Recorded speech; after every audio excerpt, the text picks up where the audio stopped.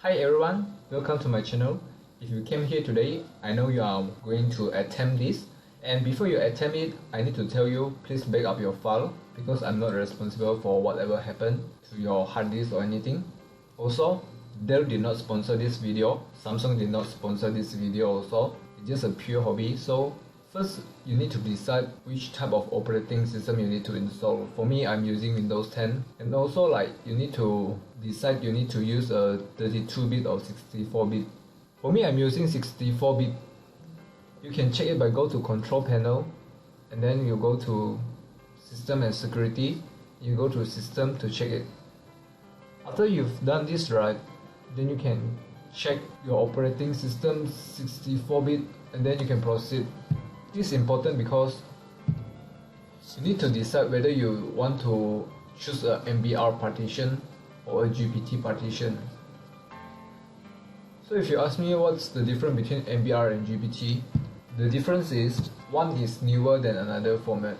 Please don't skip this part is rather important. MBR was introduced by IBM in 1983, and then if your laptop support legacy boot, so you want to use MBR. For our laptop, right, our laptop is Xps15.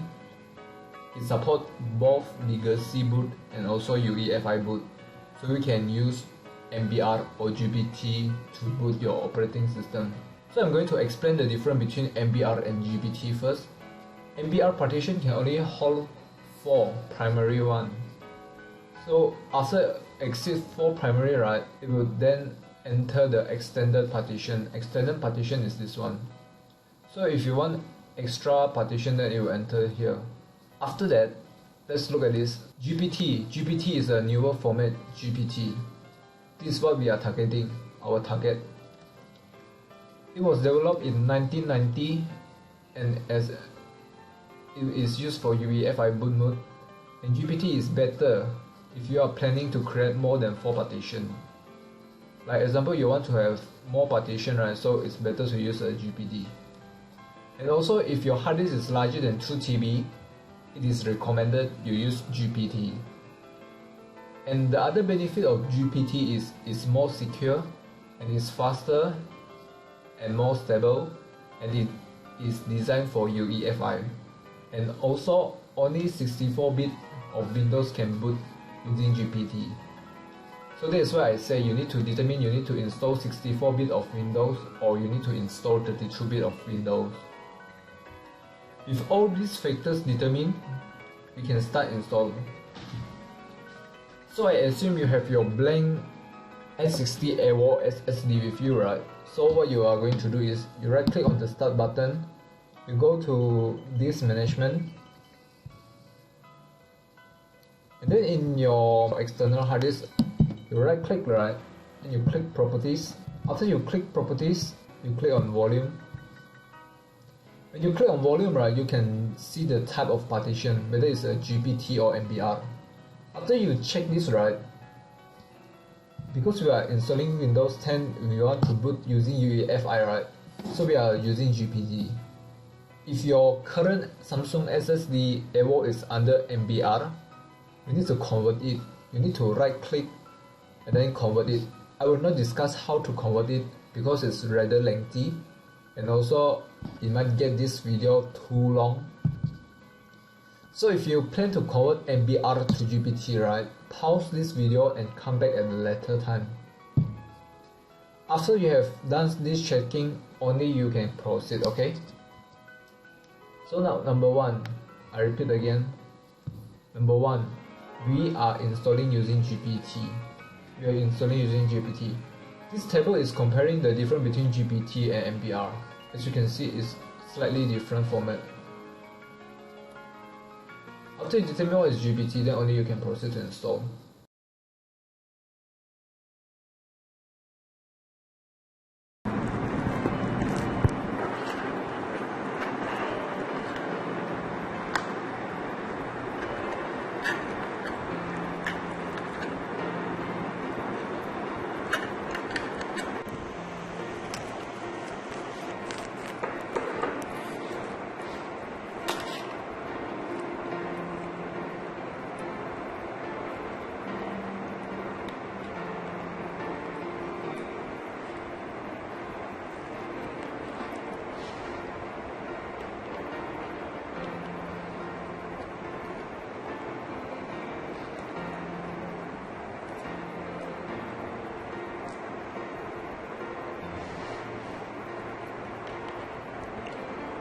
You need to be careful with this screw. Just like mine, I lost my screw, which is very bad for me. This type of screwdriver is very cheap. You don't need a very expensive one because you mostly is only going to use very few times, and not a lot of devices support this type of screw. So let's tear it down.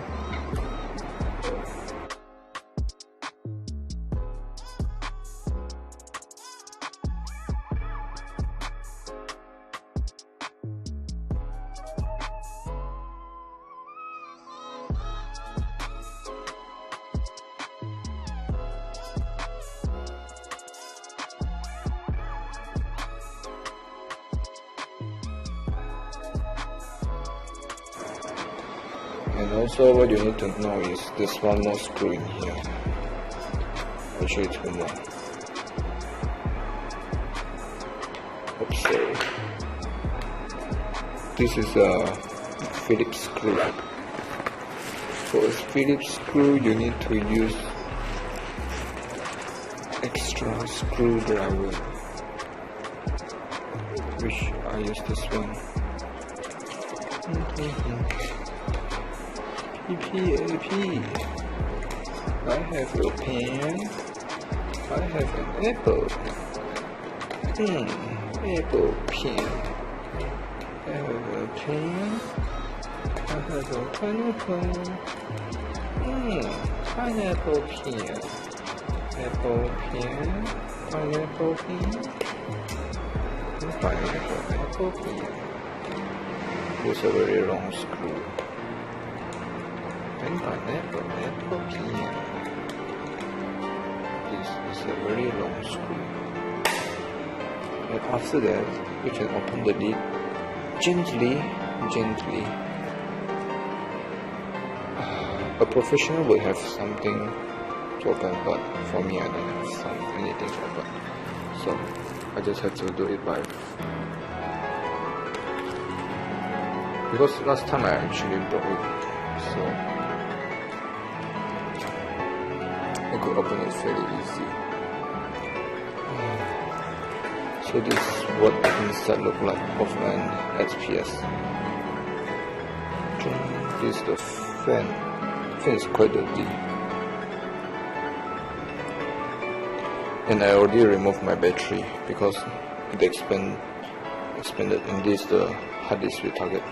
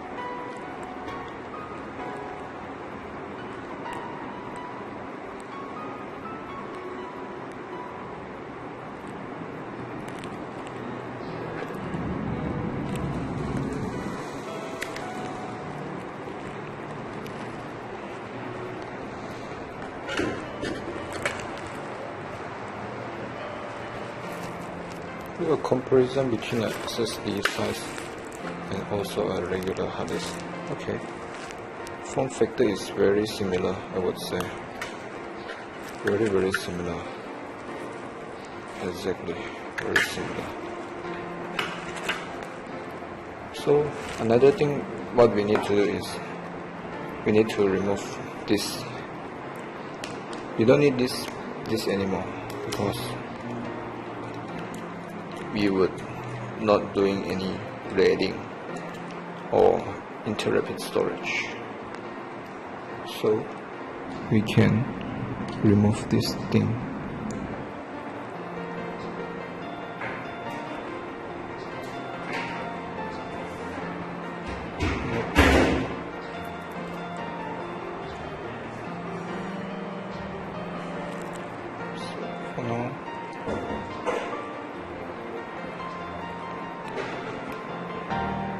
For now I will just keep this. I will not unscrew this because I'm scared it would go missing. So I just would screw back this thing. Screw it back. Screw it back to the position where it should be.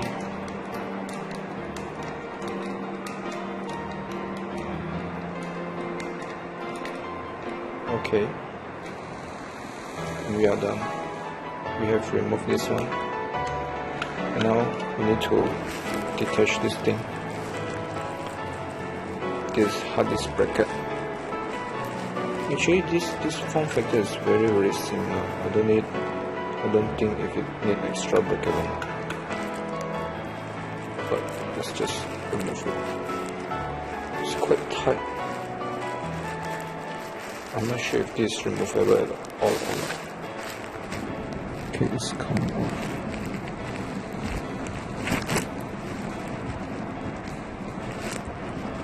It feels like a glue. It really feels like a glue. I hope it's not permanently stick, else I would be in trouble for removing this. I hope you can see it. Oh, it's like it's glue.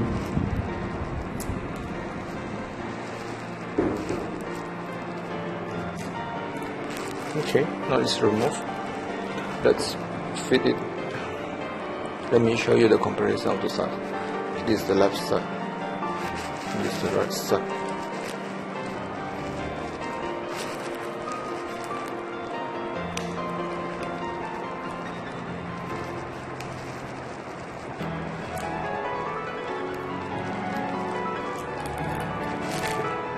Sorry for the... Okay. At first I thought the SSD is very thin, and if I were to put it side by side, I eventually noticed the form factor is about the same, like almost no difference at all. But to be honest, an SSD is way more lighter than a hard disk drive, so do it even relevant. The hole is very well aligned.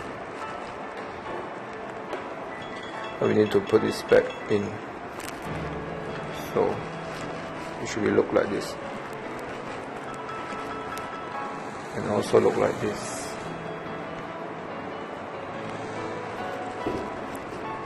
Now it fits perfectly.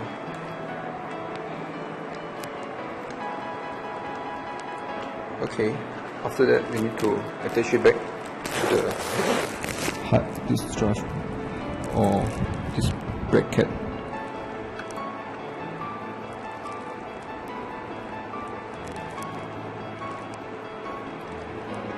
Carefully insert it carefully. You can hear the tick sound, which means good. Okay, it's a very tight fit, I would say. Very tight. Very tight. I don't know if there's any position at all aligned, but whatever. Okay, now we need to attach this back. Attach this thing back. Oops, apparently We did it too front. Need to readjust it. Follow this bracket size, because the hole of the screw will have to be aligned properly. Let me see. Okay, it's about this position, so we need to put it down. Okay, now we have another problem. It might not fit properly because of the edge in here. We need to properly tighten it.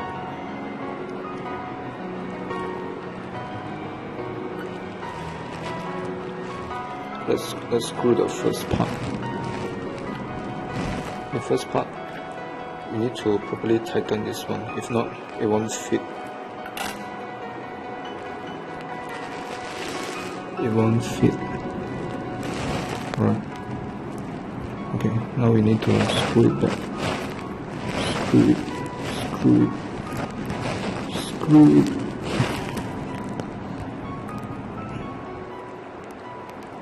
Now let's touch this thing.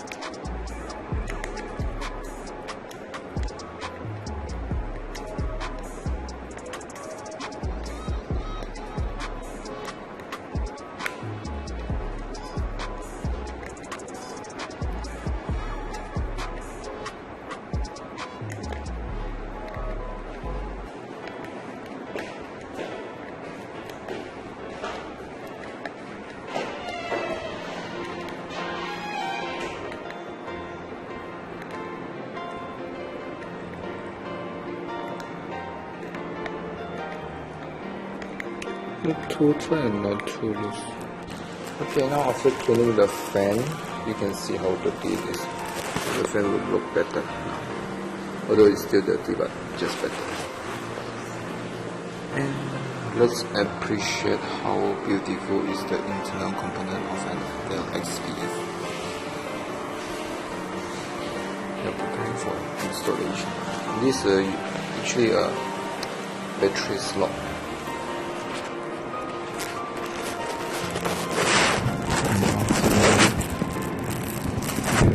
For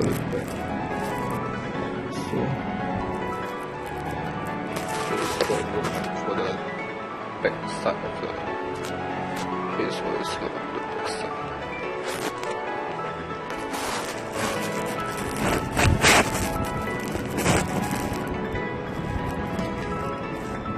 And we cover this back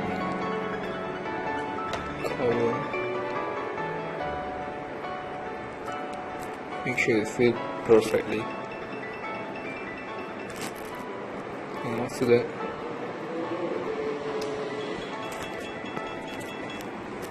just go back to school.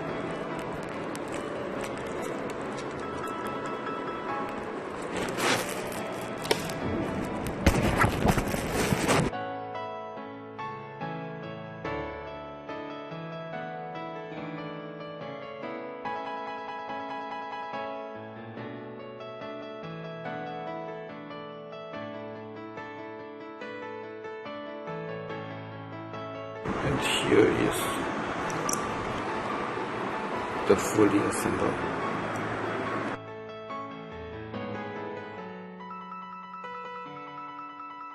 Now with this USB, I plug it in.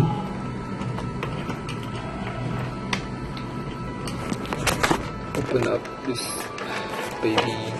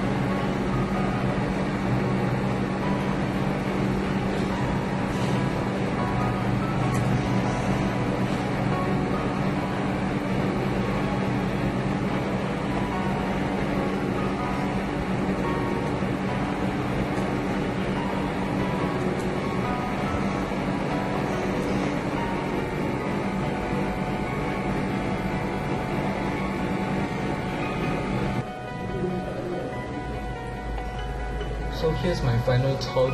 Is it worth to buy a Samsung S60 Evo SSD and upgrade to XPS15? Initially, when I boot my laptop, I don't feel any much changes. I don't feel any speed improvement because the 1 TB hybrid drive is really good.